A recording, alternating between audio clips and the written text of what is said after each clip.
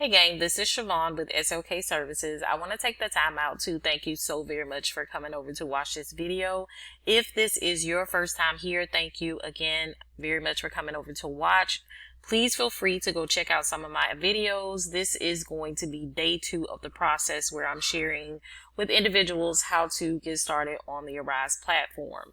Now, this information that I'm going to share today is basically going to show you how you need to go about getting a tax ID and also registering your business with your Secretary of State.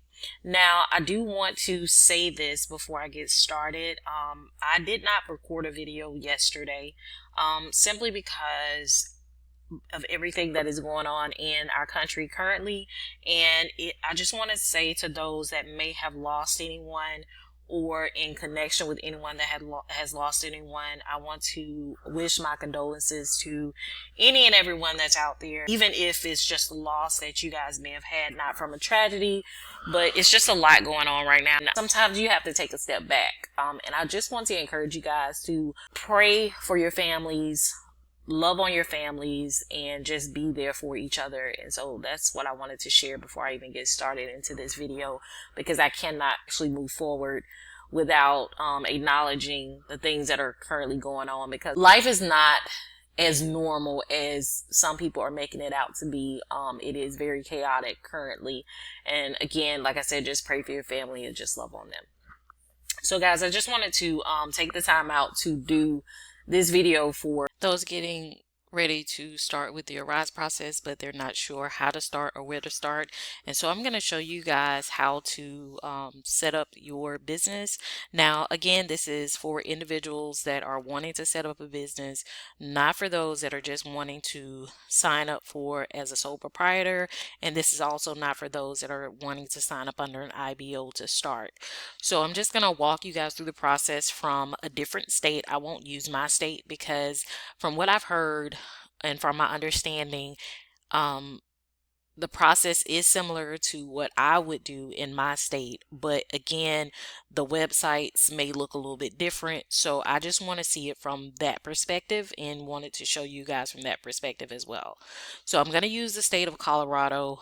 I have to go back and look to see if Colorado is on the list of states that are actually allowed to service with the Arise platform, but I'm going to go to Colorado State. This is their Secretary of State website, and it's going to be sos.state.co.us. So the very first thing you want to do when you are starting your business, if you do not have a business name and you're not sure if your business name is already registered, you're going to go check to see if your business name is available. So this is their website, and this is going to say start a new business, or it'll say business trade name. So I'm going to click on here where it says business trademarks and trade names. All right, and then it's going to say search the business database. And I'm just going to click on here. So it says search by business name, trademark, ID, or document number. So I'm going to type in my business name. Let's try it. Okay, so it says no results found for this specific name. All right, so I'm going to try it this way. All right, so as you can see, there are different businesses under that name for SOK Services, but these are none of my businesses.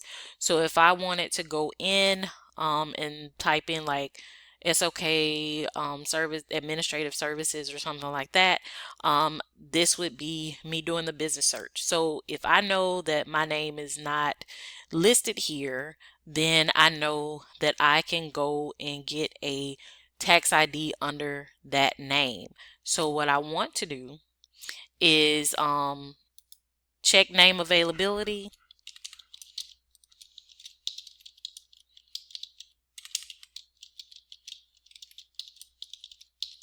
And this is actually the name of my business, but okay, so the name is available. So basically I would click here to file a document, register that name. The name has to match what you're going to put into the IRS database. So that's one thing you want to remember, because if I'm not mistaken, when I initially did it, I ended up putting something else in the name, and I had to go back and correct that information. So it took the process a little bit longer for me to form the business. But you have to remember, guys, I did this back in 2008. So that is, something that you want to consider. Now, you're looking at, so first thing you're going to do is you're going to search for that name. And then after that, you're going to reserve a name for later use. So that is what you're going to do. You're going to go search for your name. Then you're going to save your name for future use. I don't know what their fee is, but I think my state is either 35, I think it's $35. So it will cost you to reserve that name. Okay. So now I'm going to show you what you would need to do when you go over to the IRS. Okay. All right. So now we're on the IRS website, and you're going to go and get an EIN. So it's going to say apply for an employer ID number, and that's going to be irs.gov. And then once you get here, you're going to click on apply for an EIN. Now, I want to go back here.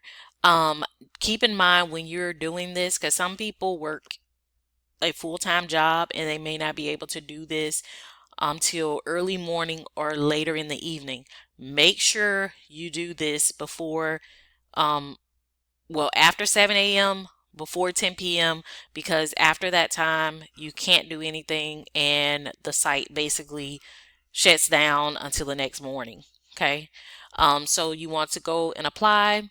And then you want to begin an application. Make sure you read over this information. Now, if you are a sole proprietor, you can get a tax ID number as a sole proprietor. But again, if you're wanting to, and that's if you set up a sole proprietor ID. Now, if you're going through the sole proprietor part, you're not going to go and apply at the Secretary of State. So that's where it's going to differ. But if you decide that you want to get an EIN for your sole proprietor, that's completely up to you. So as far as a corporation and an LLC, I know a lot of people talk about LLCs. You can get an LLC. The reason why I ended up going with a corporation is because when I set up my business, I had a bigger plan. I have not gone through with that plan, but I did have a bigger plan when I initially started. Okay, so let's just say if you're going to go with an LLC, you'll just click here, and then this basically tells you what an LLC is. If you decide to go with a corporation, this tells you what a corporation is, and it'll explain everything to you. And then whichever one you decide to go with, so if you went with the LLC, let's just see.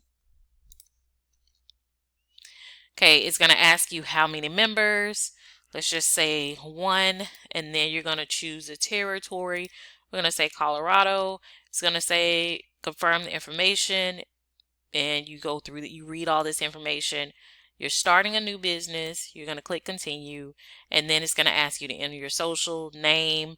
I am the owner or members, or I am a third party that is completing this information. Then you'll go to the address. It'll ask you for additional details.